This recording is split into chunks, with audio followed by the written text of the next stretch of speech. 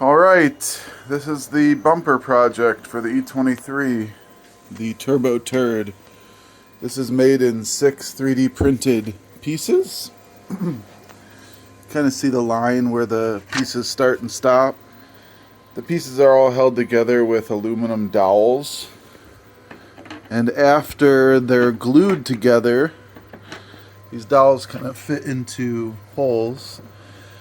And after it's fully glued together, I'll take the outside of it and I'll wrap it in carbon and Inegra or Kevlar.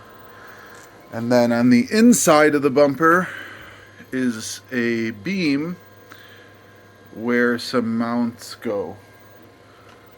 So, yeah, that's almost done. And on the way is the air dam, which mounts below it like that, kind of like that.